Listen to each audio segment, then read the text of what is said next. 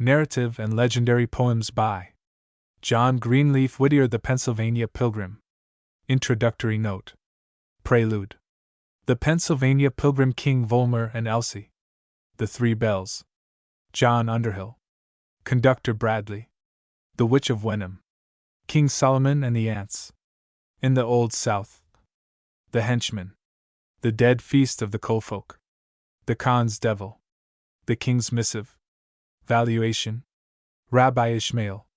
The Rock Tomb of Brad or the Pennsylvania Pilgrim. Introductory Note. The beginning of German emigration to America may be traced to the personal influence of William Penn, who in 1677 visited the continent and made the acquaintance of an intelligent and highly cultivated circle of pietists, or mystics, who, reviving in the 17th century the spiritual faith and worship of Tauler and the Friends of God, in the 14th, gathered about the Pastor Spener and the young and beautiful Eleonora Johanna von Merlau. In this circle originated the Frankfurt Land Company, which bought of William Penn, the governor of Pennsylvania, a tract of land near the new city of Philadelphia. The company's agent in the New World was a rising young lawyer, Francis Daniel Pastorius, son of Judge Pastorius, of Winsheim, who, at the age of 17, entered the University of Altdorf. He studied law at Strasbourg, Bâle, and Jena, and at Ratisbon, the seat of the imperial government, obtained a practical knowledge of international polity. Successful in all his examinations and disputations, he received the degree of Doctor of Law at Nuremberg in 1676. In 1679 he was a law lecturer at Frankfurt, where he became deeply interested in the teachings of Dr. Spener. In 1680–81 he traveled in France, England, Ireland, and Italy with his friend Herr von Rodeck. "I was," he says, "glad to enjoy again the company of my Christian friends, rather than be with von Rodeck feasting and dancing." In 1683, in company with a small number of German friends, he emigrated to America, settling upon the Frankfurt Company's tract between the Schuylkill and the Delaware rivers. The township was divided into 4 hamlets, namely, Germantown, Crisheim, Krefield, and Sommerhausen. Soon after his arrival he united himself with the Society of Friends, and became one of its most able and devoted members, as well as the recognized head and lawgiver of the settlement. He married, 2 years after his arrival, Anna, daughter of Dr. Klosterman, of Mulheim. In the year 1688 he drew up a memorial against slaveholding, which was adopted by the Germantown Friends and sent up to the monthly meeting, and thence to the yearly meeting at Philadelphia. It is noteworthy as the first protest made by a religious body against Negro slavery. The original document was discovered in 1844 by the Philadelphia antiquarian, Nathan Kite, and published in The Friend, Volume 18. Number 16. It is a bold and direct appeal to the best instincts of the heart. "Have not," he asks, "these Negroes as much right to fight for their freedom as you have to keep them slaves?" Under the wise direction of Pastorius, the Germantown settlement grew and prospered. The inhabitants planted orchards and vineyards, and surrounded themselves with souvenirs of their old home. A large number of them were linen weavers, as well as small farmers.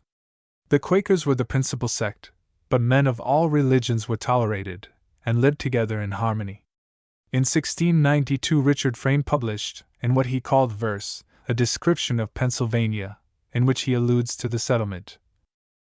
"The German town of which I spoke before, which is at least in length 1 mile or more, where lives High German people and Low Dutch, whose trade in weaving linen cloth is much, there grows the flax, as also you may know that from the same they do divide the tow. Their trade suits well their habitation, we find convenience for their occupation." Pastorius seems to have been on intimate terms with William Penn, Thomas Lloyd, Chief Justice Logan, Thomas Story, and other leading men in the province belonging to his own religious society, as also with Kelpius, the learned mystic of the Wissahickon, with the pastor of the Swedes Church, and the leaders of the Mennonites. He wrote a description of Pennsylvania, which was published at Frankfurt and Leipzig in 1700 and 1701. His Lives of the Saints, etc., written in German and dedicated to Professor Schoenberg, his old teacher, was published in 1690. He left behind him many unpublished manuscripts covering a very wide range of subjects, most of which are now lost. One huge manuscript folio, entitled Hive Bee Stock, Meliotrophia Molucca, or Rusca apium, still remains, containing 1,000 pages with about 100 lines to a page. It is a medley of knowledge and fancy, history, philosophy, and poetry, written in 7 languages. A large portion of his poetry is devoted to the pleasures of gardening, the description of flowers, and the care of bees. The following specimen of his punning Latin is addressed to an orchard pilferer. Quisquis in haec furtim reptus viridaria nostra tanher fallaci poma cavito main, esse non obsequeris faxit deus omni quod apto, cum malis nostris uti mala cuncta feris. Professor Oswald Seidensticker, to whose papers in Der Deutsche Pioneer and that able periodical The Penn Monthly, of Philadelphia, I am indebted for many of the foregoing facts in regard to the German pilgrims of the New World, thus closes his Notice of Pastorius. No tombstone, not even a record of burial, indicates where his remains have found their last resting place, and the pardonable desire to associate the homage due to this distinguished man with some visible memento cannot be gratified. There is no reason to suppose that he was interred in any other place than the Friends' old burying ground in Germantown, though the fact is not attested by any definite source of information. After all, this obliteration of the last trace of his earthly existence is but typical of what has overtaken the times which he represents. That Germantown which he founded, which saw him live and move, is at present but a quaint idol of the past, almost a myth, barely remembered and little cared for by the keener race that has succeeded. The Pilgrims of Plymouth have not lacked historian and poet. Justice has been done to their faith, courage, and self-sacrifice, and to the mighty influence of their endeavors to establish righteousness on the earth. The Quaker Pilgrims of Pennsylvania, seeking the same object by different means, have not been equally fortunate.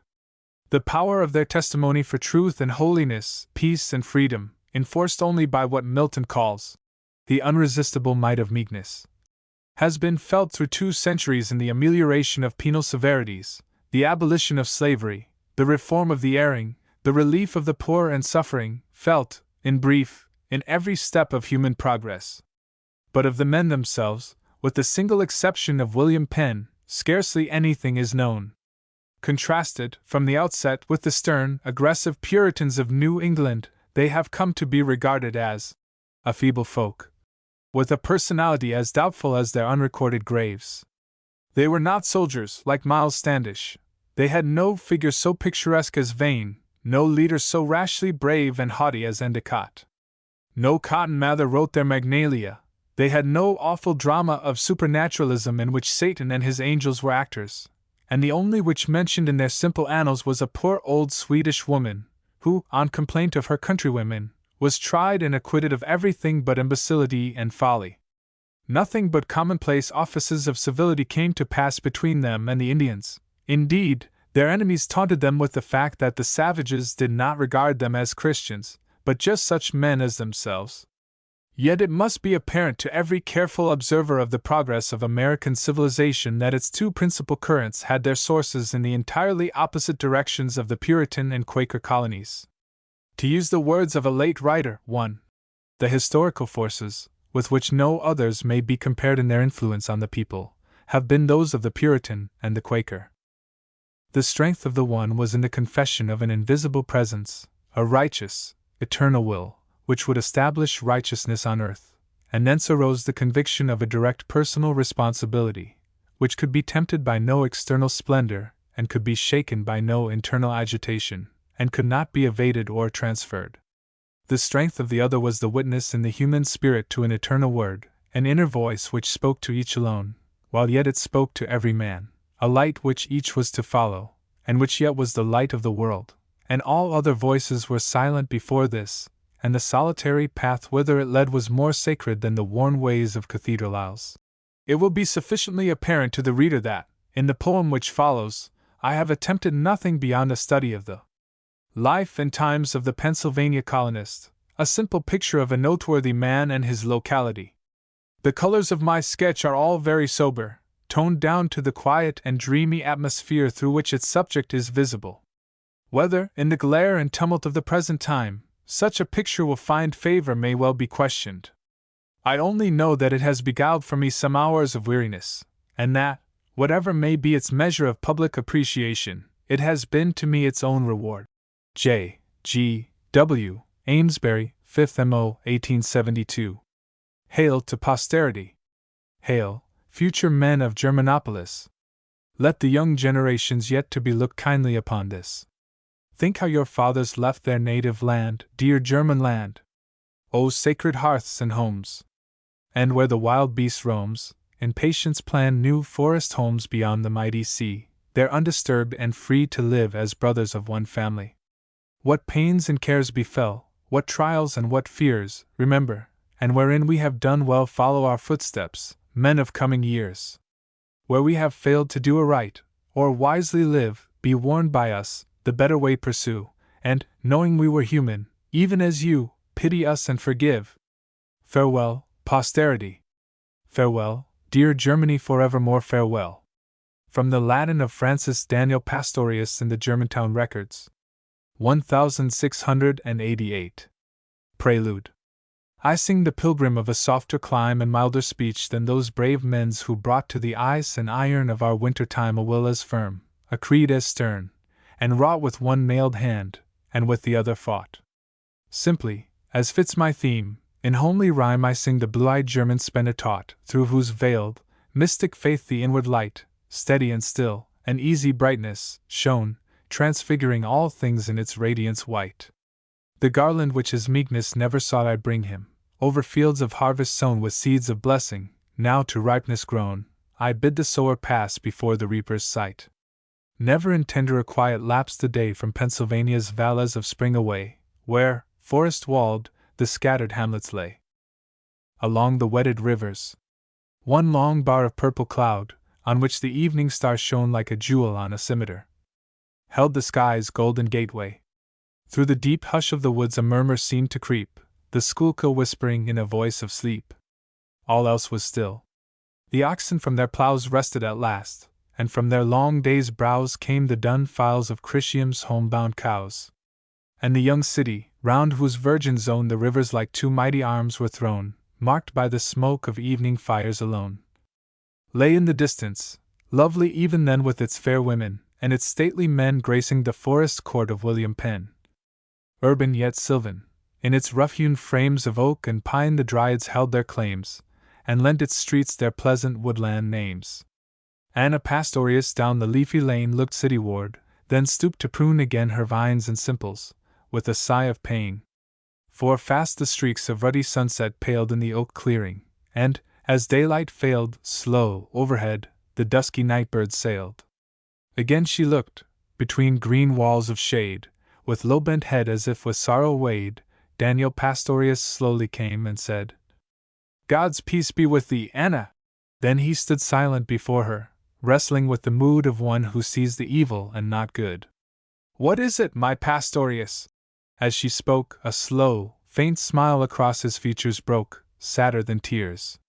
"Dear heart," he said, "our folk are even as others. Yea, our goodliest friends are frail. Our elders have their selfish ends, and few dare trust the Lord to make amends for duty's loss. So even our feeble word for the dumb slaves the startled meeting heard, as if a stone its quiet waters stirred. And, as the clerk ceased reading, there began a ripple of dissent which downward ran in widening circles, as from man to man.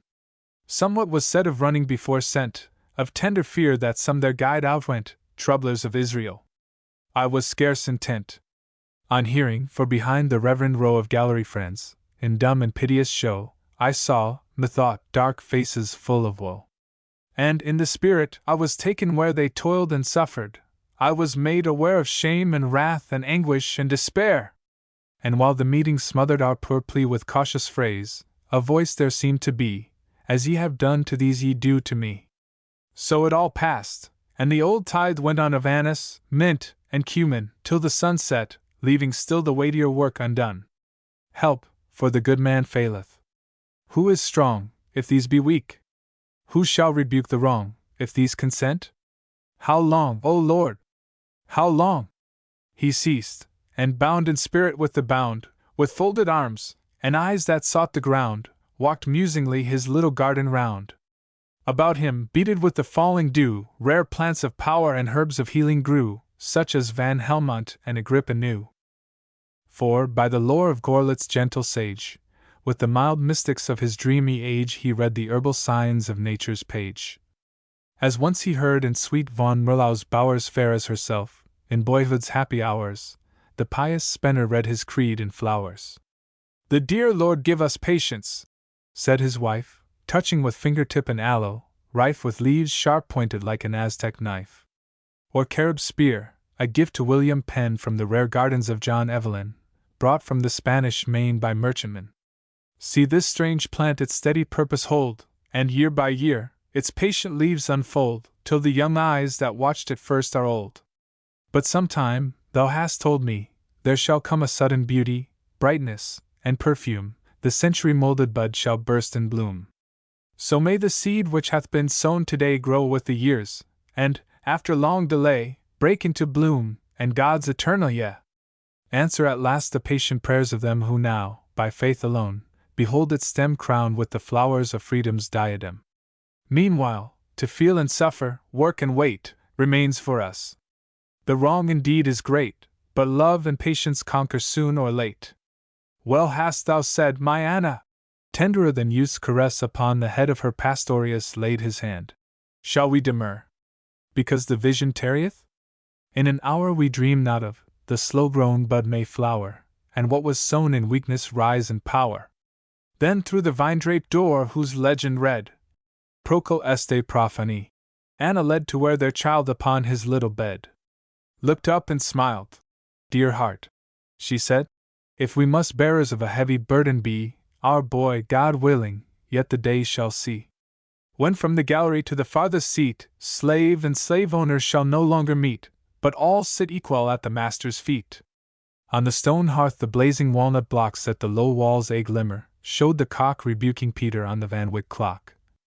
Shone on old tomes of law and physic, side by side with fox and Beliman, played at hide and seek with Anna, midst her household pride. Of flaxen webs, and on the table, bare of costly cloth or silver cup, but where, tasting the fat shads of the Delaware, the courtly pen had praised the goodwife's cheer, and quoted Horace o'er her home-brewed beer, till even grave Pastorius smiled to hear. In such a home, beside the Schuylkill's wave, he dwelt in peace with God and man, and gave food to the poor and shelter to the slave. For all too soon the New World's scandal shamed the righteous code by Penn and Sidney framed, and men withheld the human rights they claimed. And slowly wealth and station sanction lent, and hardened avarice, on its gains intent, stifled the inward whisper of dissent. Yet all the while the burden rested sore on tender hearts. At last Pastorius bore their warning message to the church's door. In God's name, and the leaven of the word wrought ever after in the souls who heard, and a dead conscience in its grave clothes stirred.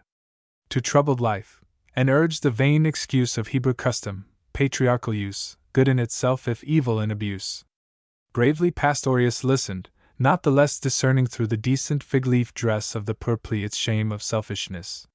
One scripture rule, at least, was unforgot, he hid the outcast, and betrayed him not, and when his prey the human hunter sought, he scrupled not, while Anna's wise delay and proffered cheer prolonged the master's stay, to speed the black guest safely on his way.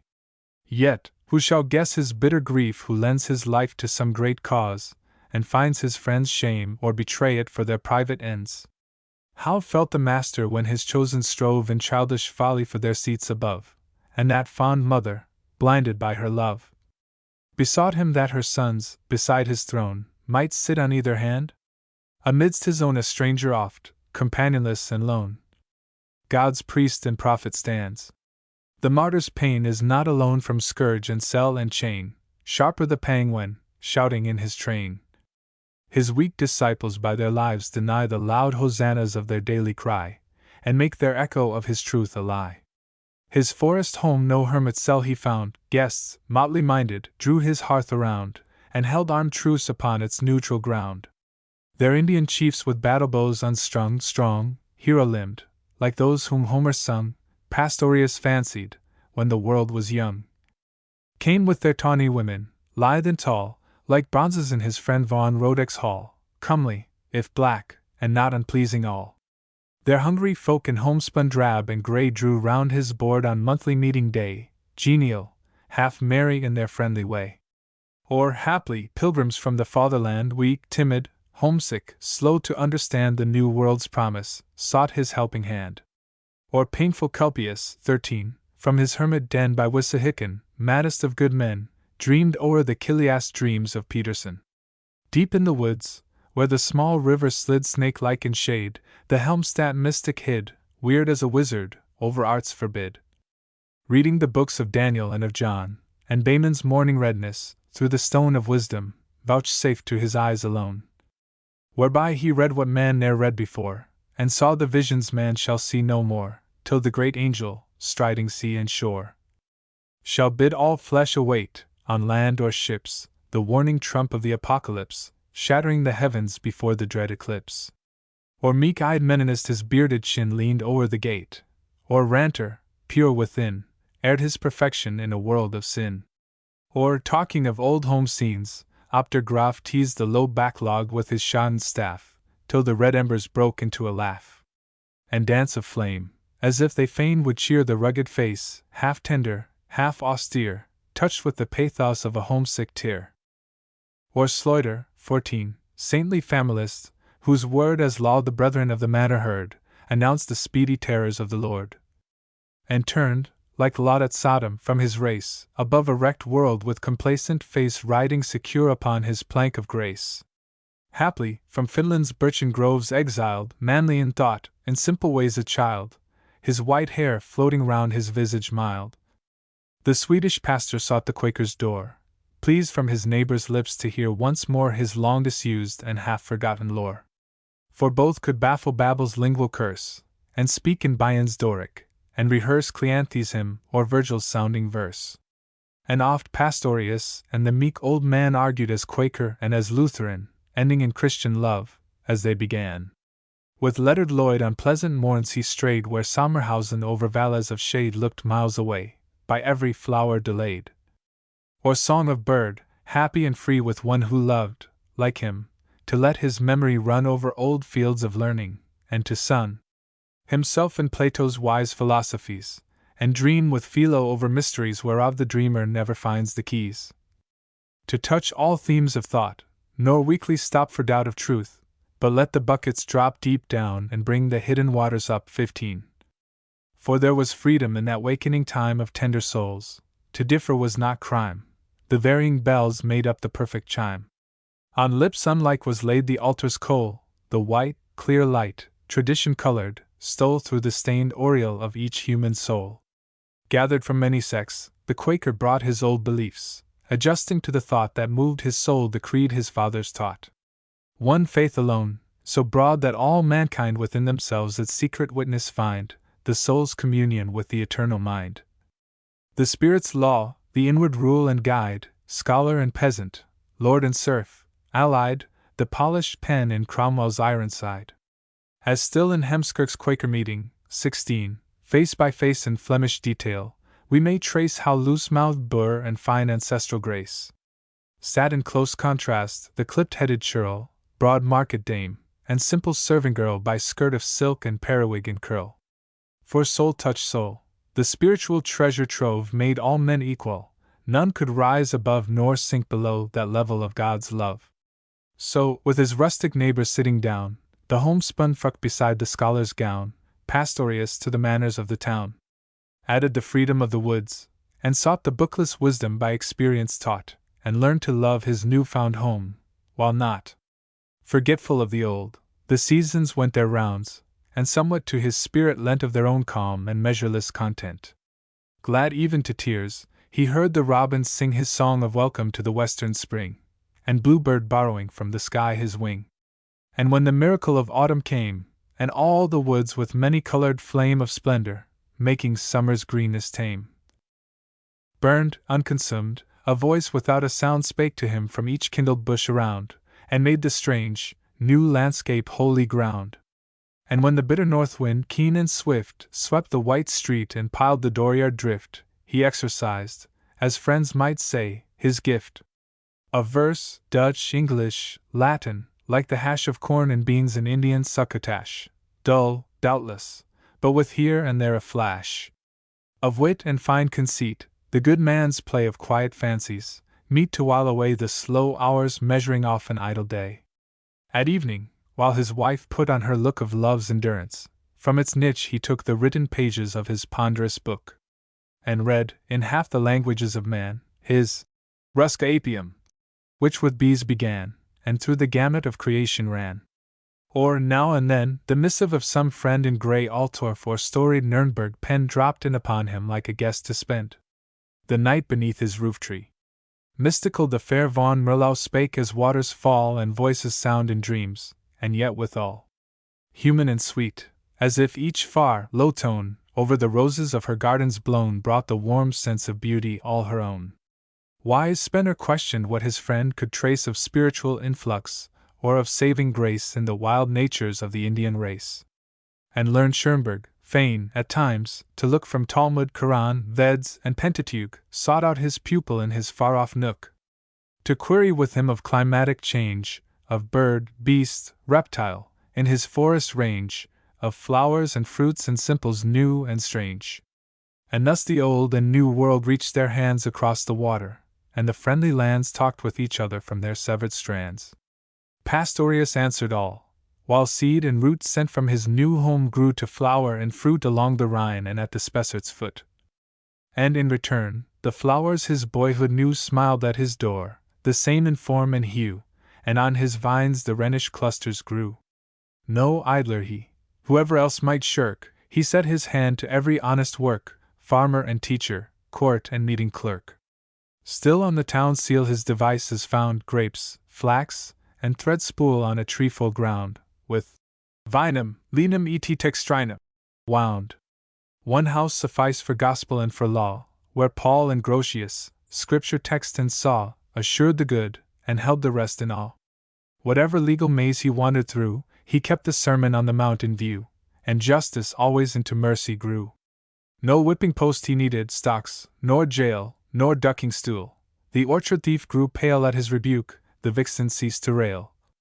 The usurer's grasp released the forfeit land, the slanderer faltered at the witness stand, and all men took his counsel for command. Was it caressing air, the brooding love of tenderer skies than German land knew of, green calm below, blue quietness above? Still flow of water, deep repose of wood that, with a sense of loving fatherhood and childlike trust in the eternal good, softened all hearts, and dulled the edge of hate, hushed strife, and taught impatient zeal to wait the slow assurance of the better state. Who knows what goadings in their sterner way o'er jagged ice, relieved by granite gray, blew round the men of Massachusetts Bay? What hate of heresy the east wind woke? What hints of pitiless power and terror spoke in waves that on their iron coastline broke? Be it as it may, within the land of Penn the sectary yielded to the citizen, and peaceful dwelt the many-creed men. Peace brooded over all. No trumpet stung the air to madness, and no steeple flung alarums down from bells at midnight rung. The land slept well. The Indian from his face washed all his war paint off, and in the place of battle marches sped the peaceful chase. Or wrought for wages at the white man's side, giving to kindness what his native pride and lazy freedom to all else denied. And well the curious scholar loved the old traditions that his swarthy neighbors told by wigwam fires when nights were growing cold, discerned the fact round which their fancy drew its dreams, and held their childish faith more true to God and man than half the creeds he knew. The desert blossomed round him, wheat fields rolled beneath the warm wind waves of green and gold, the planted ear returned its hundredfold. Great clusters ripened in a warmer sun than that which by the Rhine stream shines upon the purpling hillsides with low vines o'erin. About each rustic porch the hummingbird tried with light bill, that scarce a petal stirred, the old world flowers to virgin soil transferred. And the first fruits of pear and apple, bending the young boughs down, their gold and russet blending, made glad his heart, familiar odors lending to the fresh fragrance of the birch and pine, life everlasting, bay, and eglantine, and all the subtle scents the woods combine. Fair first-day mornings, steeped in summer calm, warm, tender, restful, sweet with woodland balm, came to him, like some mother-hallowed psalm.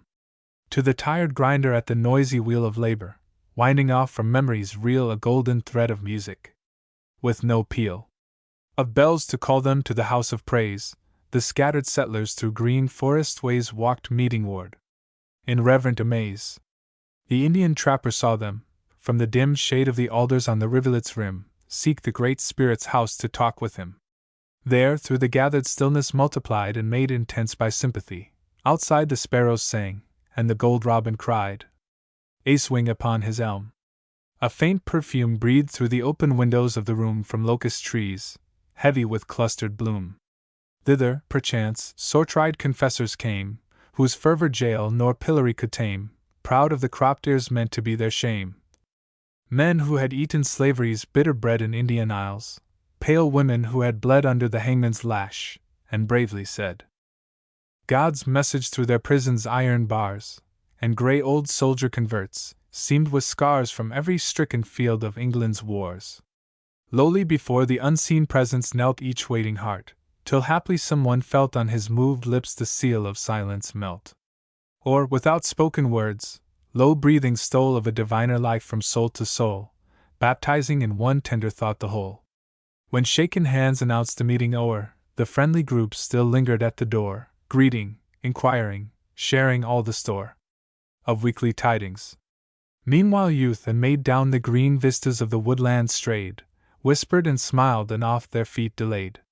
Did the boy's whistle answer back the thrushes? Did light girl laughter ripple through the bushes, as brooks make merry over roots and rushes? Unvexed the sweet air seemed.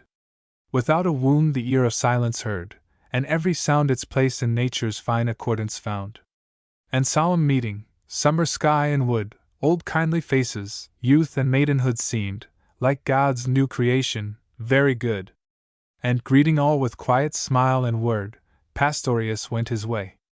The unscared bird sang at his side, scarcely the squirrel stirred at his hushed footstep on the mossy sod, and wheresoe'er the good man looked or trod, he felt the peace of nature and of God.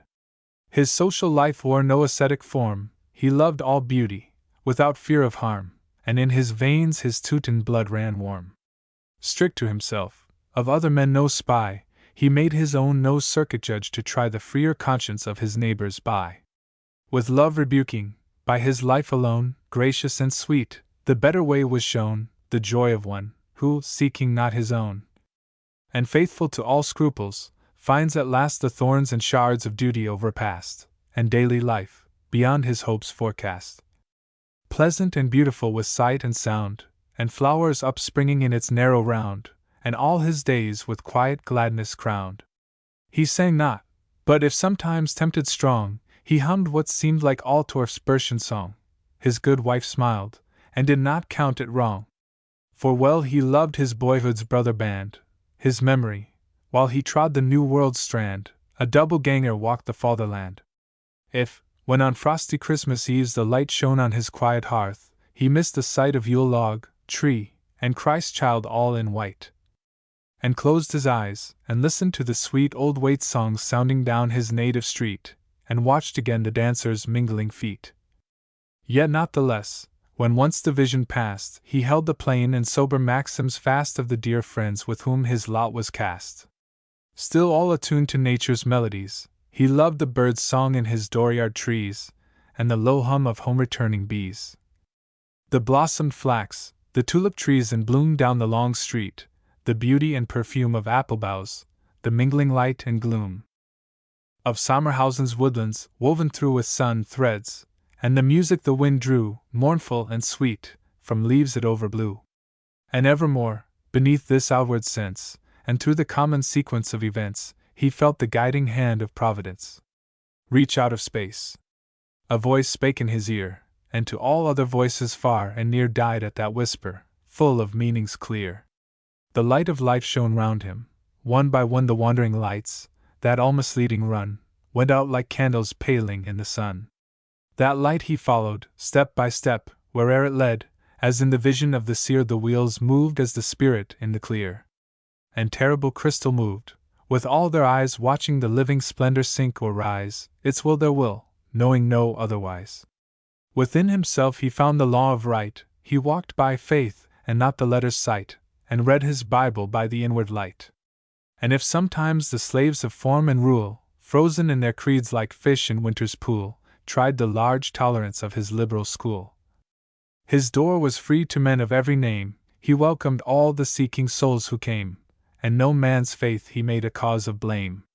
But best he loved in leisure hours to see his own dear friends sit by him knee to knee, in social converse, genial, frank, and free.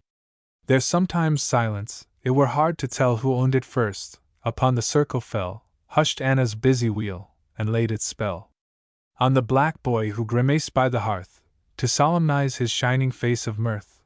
Only the old clock ticked amidst the dearth of sound, nor eye was raised nor hand was stirred in that sole Sabbath, till at last some word of tender counsel or low prayer was heard. Then guests, who lingered but farewell to say and take love's message, went their homeward way, so passed in peace the guileless Quaker's day. His was the Christian's unsung age of gold, a truer idyll than the bards have told of Arno's banks or Arcady of old, where still the friends their place of burial keep, and century-rooted mosses o'er it creep, the Nurnberg scholar, and his helpmeet sleep. And Anna's aloe? If it flowered at last in Bartram's garden, did John Woolman cast a glance upon it as he meekly passed? And did a secret sympathy possess that tender soul, and for the slave's redress lend hope, strength, patience? It were vain to guess. Nay, were the plant itself but mythical, set in the fresco of tradition's wall like Jotham's bramble, mattereth not at all. Enough to know that, through the winter's frost and summer's heat, no seed of truth is lost, and every duty pays at last its cost. For, ere Pastorius left the sun and air, God sent the answer to his lifelong prayer. The child was born beside the Delaware, who, in the power a holy purpose lends, guided his people unto nobler ends, and left them worthier of the name of friends. And too, the fullness of the time has come, and over all the exile's western home, from sea to sea the flowers of freedom bloom, and joy bells ring, and silver trumpets blow, but not for thee, Pastorius. Even so the world forgets, but the wise angels know. King Volmar and Elsie. After the Danish of Christian winter, where, over heathen doom rings and grey stones of the Horg, in its little Christian city stands the church of Vordingborg, in merry mood King Volmar sat, forgetful of his power, as idle as the goose of gold that brooded on his tower. Out spake the king to Henrik, his young and faithful squire. Darest trust thy little Elsie, the maid of thy desire? Of all the men in Denmark she loveth only me, as true to me is Elsie as thy lily is to thee. Loud laughed the king. Tomorrow shall bring another day 18, when I myself will test her, she will not say me nay. Thereat the lords and gallants, that round about him stood, wagged all their heads in concert and smiled as courtiers should. The grey lark sings o'er Vordingborg, and on the ancient town from the tall tower of Valdemar the golden goose looks down. The yellow grain is waving in the pleasant wind of morn, the wood resounds with cry of hounds and blare of hunter's horn. In the garden of her father little Elsie sits and spins, and singing with the early birds her daily task begins. Gay tulips bloom and sweet mint curls around her garden bower, but she is sweeter than the mint and fairer than the flower. About her form her kirtle blue clings lovingly, and white as snow, her loose sleeves only leave her small, round wrists in sight. Below, the modest petticoat can only half conceal the motion of the lightest foot that ever turned a wheel. The cat sits purring at her side, bees hum in sunshine warm. But look! She starts, she lifts her face, she shades it with her arm. And hark! A train of horsemen, with sound of dog and horn, come leaping o'er the ditches, come trampling down the corn. Merrily rang the bridle reins, and scarf and plumes streamed gay, as fast beside her father's gate the riders held their way. And one was brave in scarlet cloak, with golden spur on heel, and, as he checked his foaming steed, the maiden checked her wheel. All hail among thy roses, the fairest rose to me! For weary months in secret my heart has longed for thee. What noble knight was this? What words for modest maiden's ear? She dropped a lowly courtesy of bashfulness and fear. She lifted up her spinning wheel, she fain would seek the door, trembling in every limb, her cheek with blushes crimsoned o'er. Nay, fear me not, the rider said. I offer heart and hand, bear witness these good Danish knights who round about me stand. I grant you time to think of this, to answer as you may, for tomorrow, little Elsie, shall bring another day. He spake the old phrase slyly as, glancing round his train, he saw his merry followers seek to hide their smiles in vain. This snow of pearls I'll scatter in your curls of golden hair, I'll line with furs the velvet of the kirtle that you wear, all precious gems shall twine your neck, and in a chariot gay you shall ride, my little Elsie, behind 4 steeds of grey. And harps shall sound, and flutes shall play, and brazen lamps shall glow, on marble floors your feet shall weave the dances to and fro. At frosty eventide for us the blazing hearth shall shine, while, at our ease, we play at draughts, and drink the blood-red wine. Then Elsie raised her head and met her wooer face to face. A roguish smile shone in her eye and on her lip found place. Back from her low white forehead the curls of gold she threw, and lifted up her eyes to his, steady and clear and blue. I am a lowly peasant, and you a gallant knight. I will not trust a love that soon may cool and turn to slight. If you would wed me henceforth be a peasant, not a lord, I bid you hang upon the wall your tried and trusty sword. To please you, Elsie, I will lay keen Dynadil away, and in its place will swing the scythe and mow your father's hay. Nay, but your gallant scarlet cloak my eyes can never bear. A vadmal coat, so plain and grey, is all that you must wear. Well, vadmal will I wear for you, the rider gaily spoke, and on the Lord's high altar I'll lay my scarlet cloak. But mark, she said, no stately horse my peasant love must ride, a yoke of steers before the plough is all that he must guide. The knight looked down upon his steed. Well, let him wander free, no other man must ride the horse that has been backed by me.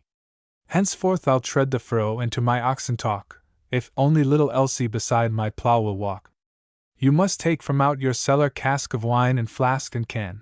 The homely mead I'd brew you may serve a peasant man.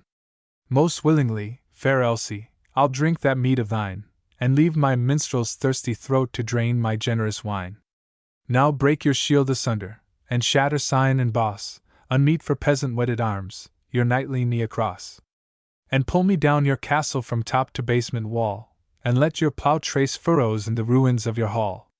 Then smiled he with a lofty pride, right well at last he knew the maiden of the spinning wheel was to her troth. Plight true. Ah, roguish little Elsie, you act your part full well, you know that I must bear my shield and in my castle dwell. The lions ramping on that shield between the hearts aflame keep watch o'er Denmark's honor, and guard her ancient name. For know that I am Volmer, I dwell in yonder towers, who ploughs them ploughs up Denmark, this goodly home of ours. I tempt no more, fair Elsie. Your heart I know is true, would God that all our maidens were good and pure as you. Well have you pleased your monarch, and he shall well repay, God's peace. Farewell! Tomorrow will bring another day. He lifted up his bridle hand, he spurred his good steed then, and like a whirl blast swept away with all his gallant men. The steel hoofs beat the rocky path, again on winds of morn the wood resounds with cry of hounds and blare of hunter's horn. Thou true and ever faithful, the listening Henrik cried, and leaping o'er the green hedge he stood by Elsie's side. None saw the fond embracing, save, shining from afar, the golden goose that watched them from the tower of Valdemar. O darling girls of Denmark! Of all the flowers that throng her valleys of spring the fairest, I sing for you my song. No praise as yours so bravely rewards the singer's skill, thank God! Of maids like Elsie the land has plenty still. 1872. The Three Bells. Beneath the low-hung night cloud that raked her splintering mast the good ship settled slowly, the cruel leak gained fast. Over the awful ocean her signal guns pealed out. Dear God! Was that thy answer from the horror round about? A voice came down the wild wind. Ho! Ship ahoy! Its cry. Our stout 3 bells of Glasgow shall lay till daylight by. Hour after hour crept slowly, yet on the heaving swells tossed up and down the ship lights, the lights of the 3 bells. And ship to ship made signals, man answered back to man, while oft, to cheer and hearten, the 3 bells nearer ran. And the captain from her taffrail sent down his hopeful cry. "Take heart! Hold on!" he shouted. "The 3 bells shall lay by." All night across the waters the tossing lights shone clear. All night from reeling taffrail the 3 bells sent her cheer. And when the dreary watches of storm and darkness passed, just as the wreck lurched under, all souls were saved at last. Sail on, 3 bells, forever, in grateful memory sail. Ring on, 3 bells of rescue, above the wave and gale. Type of the love eternal, repeat the Master's cry, as tossing through our darkness the lights of God draw nigh. 1872. John Underhill. A score of years had come and gone since the Pilgrims landed on Plymouth Stone, when Captain Underhill, bearing scars from Indian ambush and Flemish wars, left three-hilled Boston and wandered down, east by north, to Cocheco town. With Vane the younger, in council sweet, he had sat at Anna Hutchinson's feet, and when the bolt of banishment fell on the head of his saintly oracle, he had shared her ill as her good report, and braved the wrath of the general court. He shook from his feet as he rode away the dust of the Massachusetts Bay. The world might bless and the world might ban, what did it matter the perfect man, to whom the freedom of earth was given, proof against sin, and sure of heaven. He cheered his heart as he rode along with screed of scripture and holy song, or thought how he rode with his lances free by the lower Rhine and the Zuyder Zee, till his woodpath grew to a trodden road, and Hilton Point in the distance showed. He saw the church with the blockhouse nigh, the 2 fair rivers, the flakes thereby, and tacking to windward, low and crank, the little shallop from Strawberry Bank, and he rose in his stirrups and looked abroad over land and water, and praised the Lord. Goodly and stately and grave to see, into the clearing space rode he, with the sun on the hilt of his sword in sheath, and his silver buckles and spurs beneath, and the settlers welcomed him, one and all, from swift Quampegan to Gonic Fall. And he said to the elders, "Lo, I come as the way seemed open to seek a home. Somewhat the Lord hath wrought by my hands in the Narragansett and Netherlands, and if here ye have work for a Christian man, I will tarry, and serve ye as best I can. I boast not of gifts, but fain would own the wonderful favor God hath shown, the special mercy vouchsafed one day on the shore of Narragansett Bay, as I sat, with my pipe, from the camp aside, and mused like Isaac at eventide. A sudden sweetness of peace I found, a garment of gladness wrapped me round. I felt from the law of works released, the strife of the flesh and spirit ceased, my faith to a full assurance grew, and all I had hoped for myself I knew. Now, as God appointeth, I keep my way, I shall not stumble, I shall not stray. He hath taken away my fig-leaf dress, I wear the robe of his righteousness, and the shafts of Satan no more avail than Pequot arrows on Christian mail. Tarry with us. The settlers cried, Thou man of God, as our ruler and guide. And Captain Underhill bowed his head. The will of the Lord be done, he said. And the morrow beheld him sitting down in the ruler's seat in Cocheco town. And he judged therein as a just man should. His words were wise and his rule was good. He coveted not his neighbor's land. From the holding of bribes he shook his hand, and through the camps of the heathen ran a wholesome fear of the valiant man. But the heart is deceitful, the good book saith, and life hath ever a savour of death. Through hymns of triumph the tempter calls, and whoso thinketh he standeth falls. Alas! Ere there round the seasons ran, there was grief in the soul of the saintly man. The tempter's arrows that rarely fail had found the joints of his spiritual mail, and men took note of his gloomy air, the shame in his eye, the halt in his prayer, the signs of a battle lost within, the pain of a soul in the coils of sin. Then a whisper of scandal linked his name with broken vows and a life of blame, and the people looked askance on him as he walked among them sullen and grim, ill at ease, and bitter of word, and prompt of quarrel with hand or sword. None knew how, with prayer and fasting still, he strove in the bonds of his evil will. But he shook himself like Samson at length, and girded anew his loins of strength, and bade the crier go up and down and call together the wondering town. Jeer and murmur and shaking of heads ceased as he rose in his place and said, Men, brethren, and fathers, well ye know how I came among you a year ago, strong in the faith that my soul was freed from sin of feeling, or thought, or deed. I have sinned, I own it with grief and shame, but not with a lie on my lips I came. In my blindness I verily thought my heart swept and garnished in every part. He chargeth his angels with folly, he sees the heavens unclean. Was I more than these? I urge no plea. At your feet I lay the trust you gave me, and go my way. Hate me or pity me, as you will, the Lord will have mercy on sinners still, and I, who am chiefest, say to all, watch and pray, lest ye also fall. No voice made answer, a sob so low that only his quickened ear could know smote his heart with a bitter pain, as into the forest he rode again, and the veil of its oaken leaves shut down on his latest glimpse of Cacheco town. Crystal clear on the man of sin the streams flashed up, and the sky shone in. On his cheek of fever the cool wind blew, the leaves dropped on him their tears of dew, and angels of God, in the pure, sweet guise of flowers, looked on him with sad surprise. Was his ear at fault that brook and breeze sang in their saddest of minor keys? What was it the mournful wood thrush said? What whispered the pine trees overhead? Did he hear the voice on his lonely way that Adam heard in the cool of day? Into the desert alone rode he, alone with the infinite purity, and bowing his soul to its tender rebuke, as Peter did to the Master's look, he measured his path with prayers of pain for peace with God and nature again. And in after years to Cacheco came the bruit of a once familiar name, how among the Dutch of New Netherlands, from wild Danskamer to Haarlem sands, a penitent soldier preached the word, and smote the heathen with Gideon's sword. And the heart of Boston was glad to hear how he harried the foe on the long frontier, and heaped on the land against him barred the coals of his generous watch and ward. Frieliest and bravest, the Bay State still counts with her worthies John Underhill. 1873. Conductor Bradley. A railway conductor who lost his life in an accident on a Connecticut railway, May 9, 1873. Conductor Bradley, always may his name be said with reverence. As the swift doom came, smitten to death, a crushed and mangled frame sank, with the brake he grasped just where he stood to do the utmost that a brave man could, and die, if needful, as a true man should. Men stooped above him, women dropped their tears on that poor wreck beyond all hopes or fears, lost in the strength and glory of his years. What heard they? Lo! The ghastly lips of pain, dead to all thoughts save duties, moved again. Put out the signals for the other train!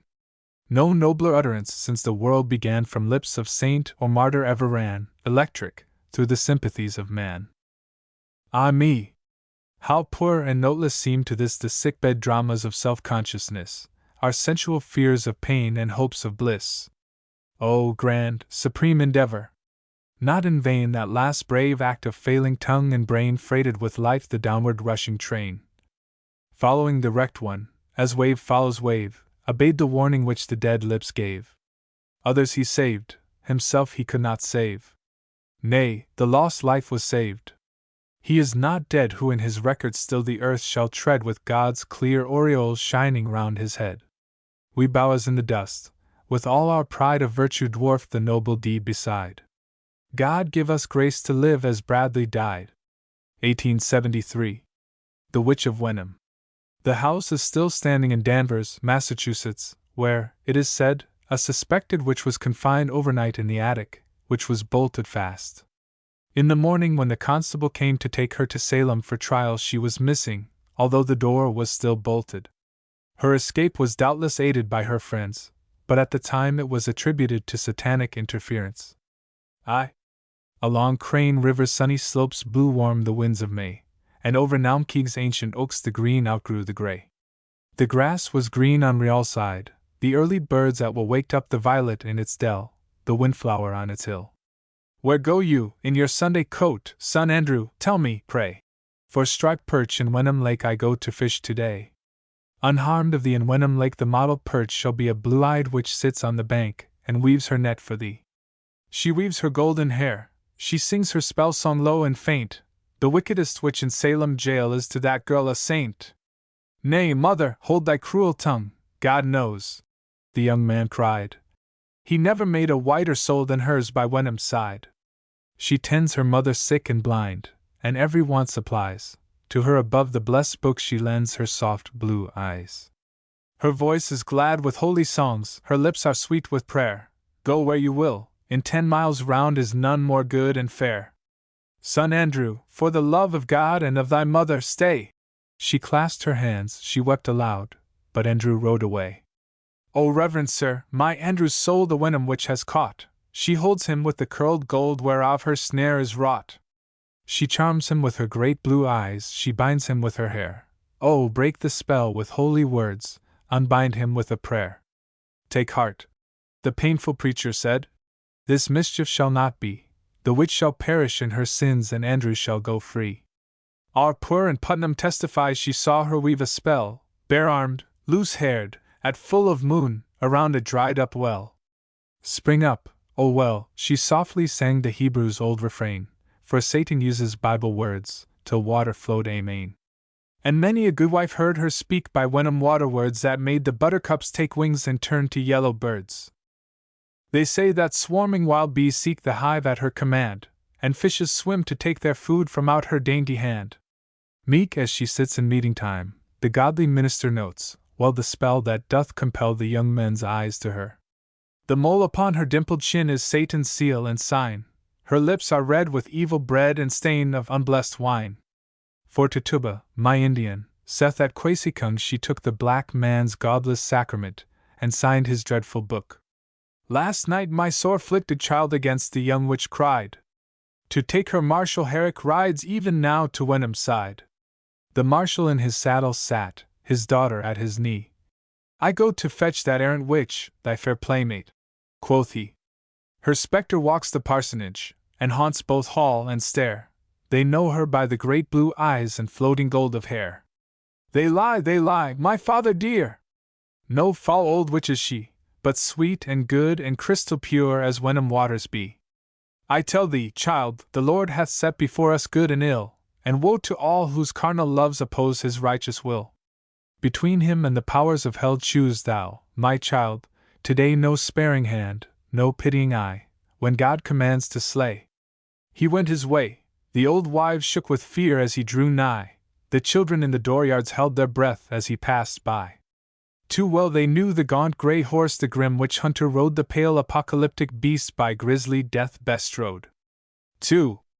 Oh, fair the face of Wenham Lake upon the young girls shone, her tender mouth, her dreaming eyes, her yellow hair outblown by happy youth and love attuned to natural harmonies, the singing birds, the whispering wind. She sat beneath the trees, sat shaping for her bridal dress her mother's wedding gown, when lo! The Marshal, writ in hand, from Alfred Hill rode down. His face was hard with cruel fear, he grasped the maiden's hands. Come with me unto Salem town, for so the law commands. Oh, let me to my mother say farewell before I go. He closer tied her little hands unto his saddle bow. Unhand me, cried she piteously, for thy sweet daughter's sake. I'll keep my daughter safe, he said, from the witch of Wenham Lake. Oh, leave me for my mother's sake, she needs my eyes to see. Those eyes, young witch, the crows shall peck from off the gallows tree. He bore her to a farmhouse old, and up its stairway long, and closed on her the garret door with iron bolted strong. The day died out, the night came down, her evening prayer she said, while, through the dark, strange faces seemed to mock her as she prayed. The present horror deepened all the fears her childhood knew, the awe wherewith the air was filled with every breath she drew. And could it be, she trembling asked, some secret thought or sin had shut good angels from her heart and let the bad ones in? Had she in some forgotten dream let go her hold on heaven, and sold herself unwittingly to spirits unforgiven? Oh, weird and still the dark hours passed. No human sound she heard, but up and down the chimney stack the swallows moaned and stirred. And o'er her, with a dread surmise of evil sight and sound, the blind bats on their leathern wings went wheeling round and round. Low hanging in the midnight sky looked in a half-faced moon. Was it a dream, or did she hear her lover's whistled tune? She forced the oaken scuttle back. A whisper reached her ear. Slide down the roof to me, it said, so softly none may hear. She slid along the sloping roof till from its eaves she hung, and felt the loosened shingles yield to which her fingers clung. Below, her lover stretched his hands and touched her feet so small. Drop down to me, dear heart, he said. My arms shall break the fall. He set her on his pillion soft, her arms about him twined, and noiseless as if velvet shod, they left the house behind. But when they reached the open way, full free the rein he cast. Oh, never through the murk midnight rode man and maid more fast. Along the wild wood paths they sped, the bridgeless streams they swam. At set of moon they passed the base, at sunrise Agawam. At high noon on the Merrimack the ancient ferryman forgot, at times, his idle oars, so fair a freight to scan. And when from off his grounded boat he saw them mount and ride, God keep her from the evil eye, and harm of which, he cried. The maiden laughed, as youth will laugh at all its fears gone by. He does not know, she whispered low, a little witch am I. All day he urged his weary horse, and in the red sundown, drew rein before a friendly door in distant barrack town. A fellow feeling for the wrong the Quaker people felt, and safe beside their kindly hearths the hunted maiden dwelt. Until from off its breast the land the haunting horror threw, and hatred, born of ghastly dreams, to shame and pity grew. Sad were the year's spring morns, and sad its golden summer day, but blithe and glad its withered fields, and skies of ashen gray. For spell and charm had power no more, the spectres ceased to roam, and scattered households knelt again around the hearths of home. And when once more by Beaver Dam the meadowlark outsang, and once again on all the hills the early violets sprang, and all the windy pasture slopes lay green within the arms of creeks that bore the salted sea to pleasant inland farms, the smith filed off the chains he forged, the jailbolts backward fell, and youth and hoary age came forth like souls escaped from hell. 1877. King Solomon and the Ants. Out from Jerusalem the king rode with his great war chiefs and lords of state, and Sheba's queen with them. Comely, but black withal, to whom, perchance, belongs that wondrous song of songs, sensuous and mystical, whereto devout souls turn in fond, ecstatic dream, and through its earth-born theme the love of loves discern. Proud in the Syrian sun, in gold and purple sheen, the dusky Ethiop queen smiled on King Solomon. Wisest of men, he knew the languages of all the creatures great or small that trod the earth or flew.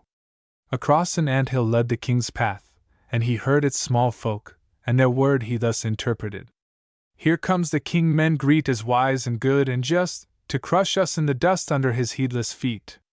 The great king bowed his head, and saw the wide surprise of the queen of Sheba's eyes as he told her what they said. O king, she whispered sweet, too happy fate have they who perish in thy way beneath thy gracious feet. Thou of the godlent crown, shall these vile creatures dare murmur against thee where the knees of kings kneeled down? Nay, Solomon replied, the wise and strong should seek the welfare of the weak, and turned his horse aside. His train, with quick alarm, curved with their leader round the anthill's peopled mound, and left it free from harm. The jeweled head bent low. O king, she said, henceforth the secret of thy worth and wisdom well I know. Happy must be the state whose ruler heedeth more the murmurs of the poor than flatteries of the great. 1877. In the Old South. On the 8th of July, 1677, Margaret Brewster with 4 other friends went into the South Church in time of meeting. In sackcloth, with ashes upon her head, barefoot, and her face blackened, and delivered a warning from the great God of heaven and earth to the rulers and magistrates of Boston. For the offense she was sentenced to be whipped at a cart's tail up and down the town, with 20 lashes. She came and stood in the Old South Church, a wonder and a sign, with a look the old-time sibyls wore, half crazed and half divine. Save the mournful sackcloth about her wound, unclothed as the primal mother, with limbs that trembled and eyes that blazed with a fire she dare not smother. Loose on her shoulders fell her hair, with sprinkled ashes gray, she stood in the broad aisle strange and weird as a soul at the judgment day.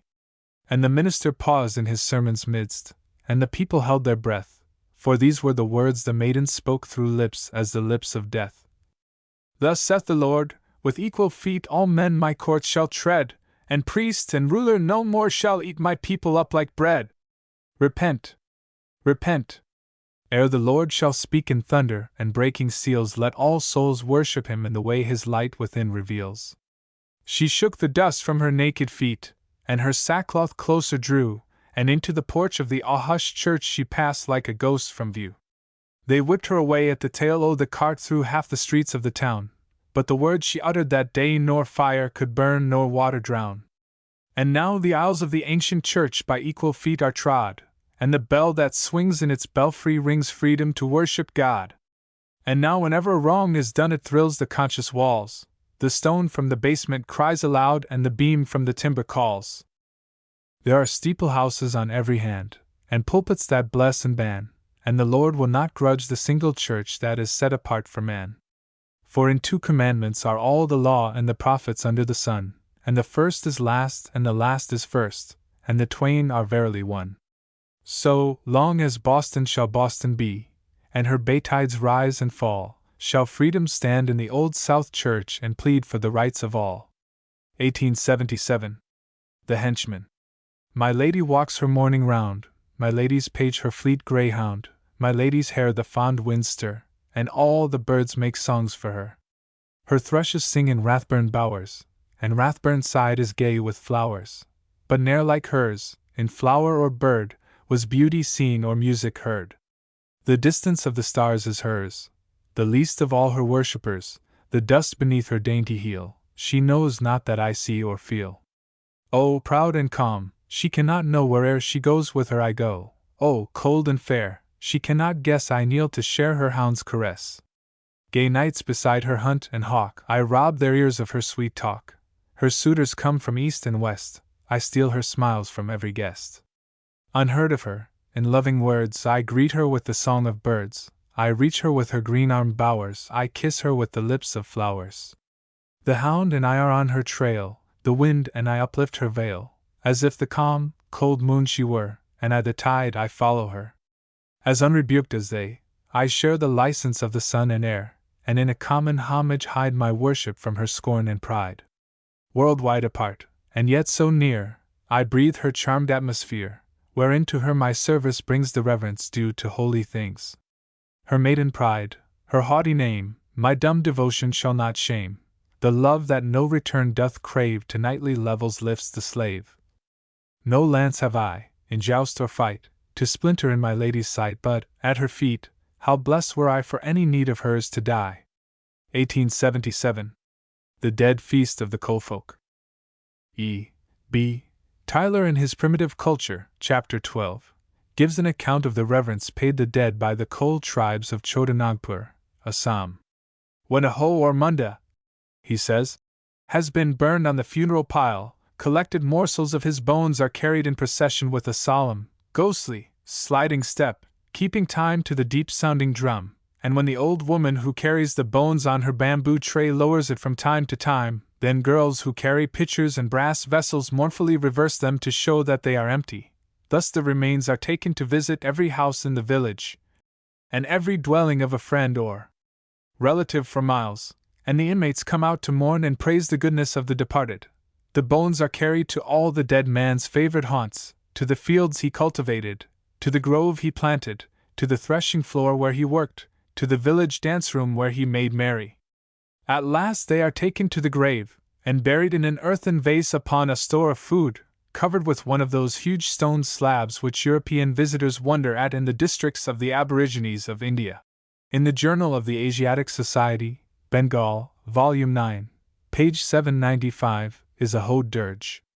We have opened the door, once, twice, thrice. We have swept the floor, we have boiled the rice. Come hither, come hither! Come from the far lands, come from the star lands, come as before. We lived long together, we loved one another, come back to our life. Come father, come mother, come sister and brother, child, husband, and wife, for you we are sighing.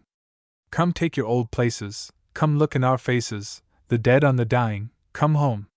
We have opened the door, once, twice, thrice. We have kindled the coals, and we boiled the rice for the feast of souls. Come hither, come hither! Think not we fear you, whose hearts are so near you.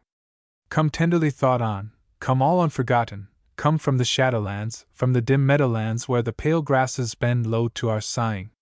Come father, come mother, come sister and brother, come husband and friend, the dead to the dying, come home. We have opened the door you entered so oft, for the feast of souls we have kindled the coals, and we boiled the rice soft. Come you who are dearest to us who are nearest, come hither, from out the wild weather. The storm clouds are flying, the people is sighing, come in from the rain. Come father, come mother, come sister and brother, come husband and lover, beneath our roof cover. Look on us again, the dead on the dying, come home. We have opened the door. For the feast of souls we have kindled the coals we may kindle no more. Snake, fever, and famine, the curse of the Brahmin, the sun and the dew, they burn us, they bite us, they waste us and smite us. Our days are but few in strange lands far yonder to wonder and wander we hasten to you. List then to our sighing, while yet we are here nor seeing nor hearing, we wait without fearing, to feel you draw near. O dead, to the dying come home. 1879. The Khan's Devil. The Khan came from Bokhara town to Hamza, Santon of renown. My head is sick, my hands are weak, thy help, O holy man, I seek. In silence marking for a space the Khan's red eyes and purple face, thick voice, and loose, uncertain tread. Thou hast a devil, Hamza said. Allah forbid, exclaimed the Khan. Rid me of him at once, O man. Nay, Hamza said, no spell of mine can slay that cursed thing of thine. Leave feast and wine, go forth and drink water of healing on the brink, where clear and cold from mountain snows, the Nar el Zeben downward flows. 6 moons remain, then come to me, may Allah's pity go with thee. Awestruck, from feast and wine the Khan went forth where Nar el Zeben ran. Roots were his food, the desert dust his bed, the water quenched his thirst. And when the 6th moon's cimeter curved sharp above the evening star, he sought again the Santon's door, not weak and trembling as before, but strong of limb and clear of brain. Behold, he said, the fiend is slain. Nay, Hamza answered, starved and drowned, the cursed one lies in death like swound. But evil breaks the strongest gyves, and genes like him have charmed lives. 1 beaker of the juice of grape may call him up in living shape. When the red wine of Badakhshan sparkles for thee, beware, O Khan. With water quench the fire within, and drown each day thy devilkin. Thenceforth the great Khan shunned the cup as Shaitan's own, though offered up, with laughing eyes and jeweled hands, by Yarkan's maids and Samarkands. And in the lofty vestibule of the Medress of Kosh Kodal, the students of the holy law a golden-lettered tablet saw, with these words, by a cunning hand, graved on it at the Khan's command. In Allah's name, to him who hath a devil, Khan el-Hamed saith. Wisely our prophet cursed the vine, the fiend that loves the breath of wine. No prayer can slay, no marabou nor Meccan dervis can drive out. I, Khan el-Hamed, know the charm that robs him of his power to harm. Drown him, O Islam's child! The spell to save thee lies in tank and well. 1879. The King's Missive. 1661. This ballad, originally written for the Memorial History of Boston, describes, with pardonable poetic license, a memorable incident in the annals of the city. The interview between Shattuck and the governor took place, I have since learned, in the residence of the latter, and not in the council chamber. The publication of the ballad led to some discussion as to the historical truthfulness of the picture, but I have seen no reason to rub out any of the figures or alter the lines and colors. Under the great hill sloping bare to cove and meadow and common lot, in his council chamber an oaken chair, sat the worshipful governor Endicott. A grave, strong man, who knew no peer in the Pilgrim land, where he ruled in fear of God, not man, and for good or ill held his trust with an iron will. He had shorn with his sword the cross from out the flag, and cloven the maypole down, harried the heathen round about, and whipped the Quakers from town to town. Earnest and honest, a man at need to burn like a torch for his own harsh creed, he kept with the flaming brand of his zeal the gate of the holy commonweal. His brow was clouded, his eye was stern, with a look of mingled sorrow and wrath. Woe's me, he murmured, at every turn the pestilent Quakers are in my path.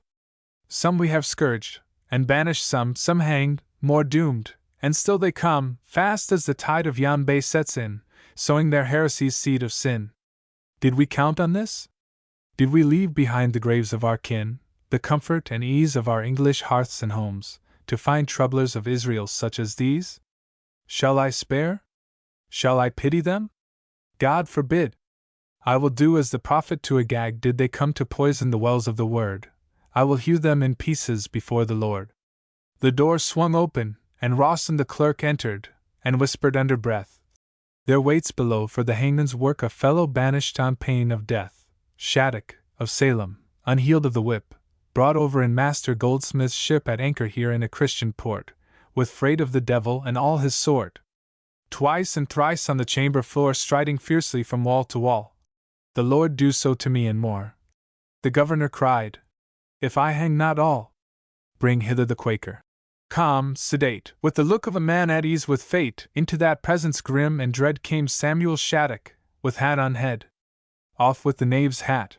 An angry hand smote down the offense, but the wearer said, with a quiet smile, By the king's command I bear his message and stand in his stead.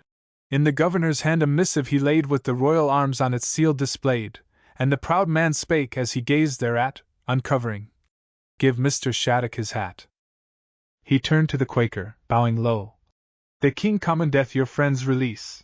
Doubt not he shall be obeyed, although to his subjects sorrow and sins increase. What he here enjoineth, John Endicott, his loyal servant, questioneth not. You are free. God grant the spirit you own may take you from us to parts unknown. So the door of the jail was open cast, and like Daniel, out of the lion's den tender youth and girlhood passed, with age-bowed women and grey-locked men. And the voice of one appointed to die was lifted in praise and thanks on high, and the little maid from New Netherlands kissed, in her joy, the doomed man's hands.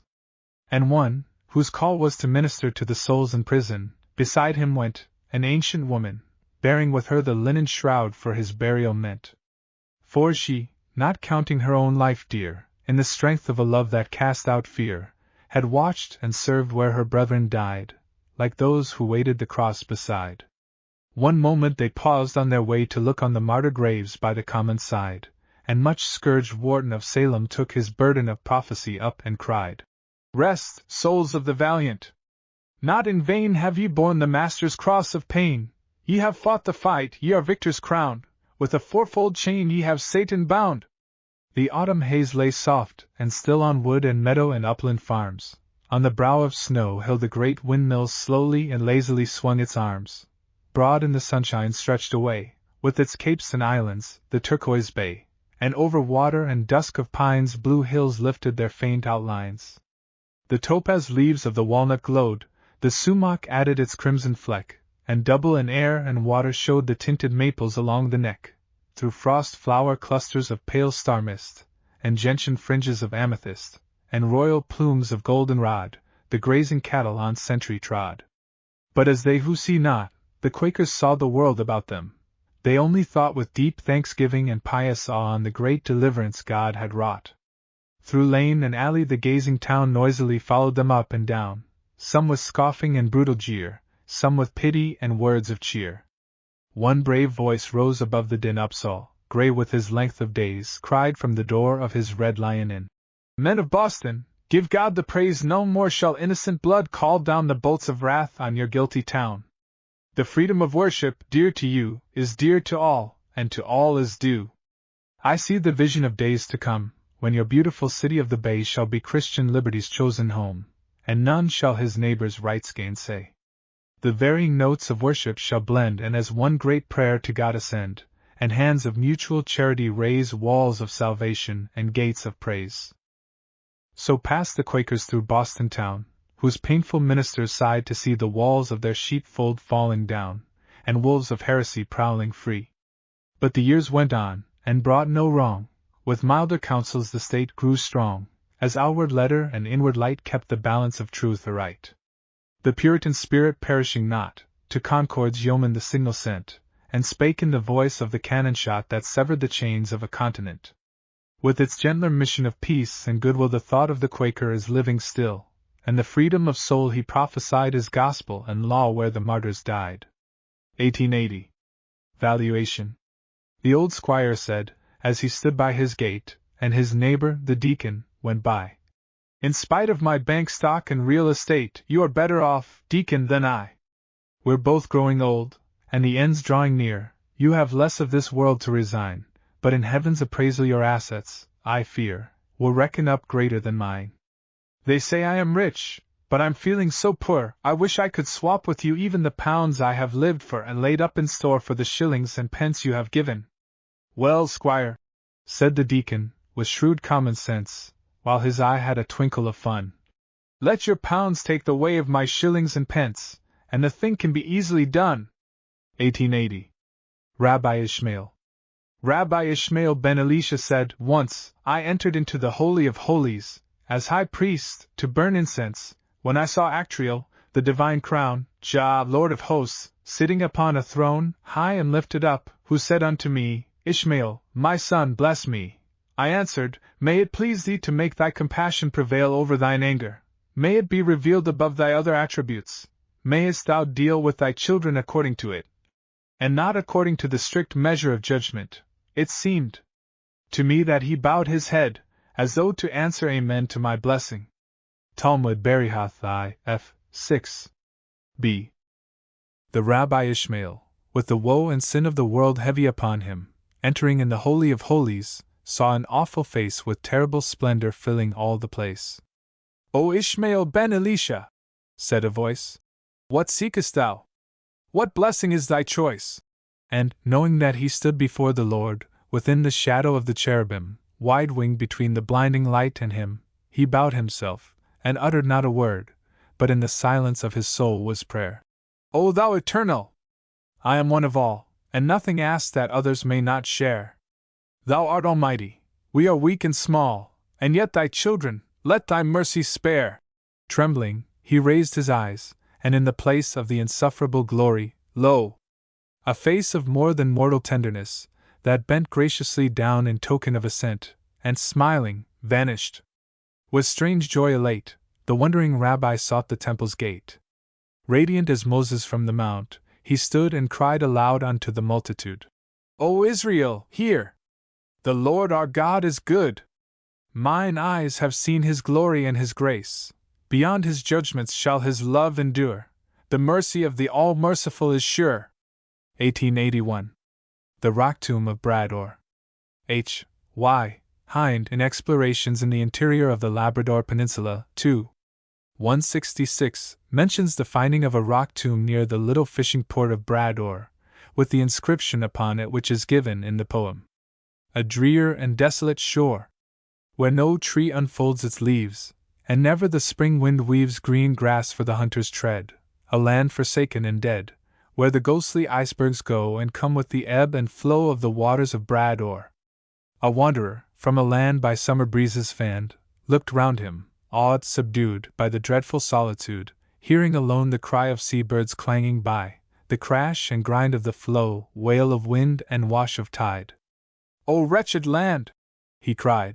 Land of all lands the worst, God-forsaken and cursed! Thy gates of rock should show the words the Tuscan seer read in the realm of woe hope entereth not here. Lo! At his feet there stood a block of smooth larch wood, waif of some wandering wave, beside a rock-closed cave by nature fashioned for a grave, safe from the ravening bear and fierce fowl of the air, wherein to rest was laid a 20 summers maid, whose blood had equal share of the lands of vine and snow, half French, half Eskimo. In letters uneffaced, upon the block were traced the grief and hope of man, and thus the legend ran. We loved her! Words cannot tell how well! We loved her! God loved her! And called her home to peace and rest. We love her. The stranger paused and read. O winter land, he said, thy right to be I own, God leaves thee not alone. And if thy fierce winds blow over drear wastes of rock and snow, and at thy iron gates the ghostly iceberg waits, thy homes and hearts are dear. Thy sorrow o'er thy sacred dust is sanctified by hope and trust, God's love and man's are here. And love where'er it goes makes its own atmosphere. Its flowers of paradise take root in the eternal ice, and bloom through polar snows. 1881.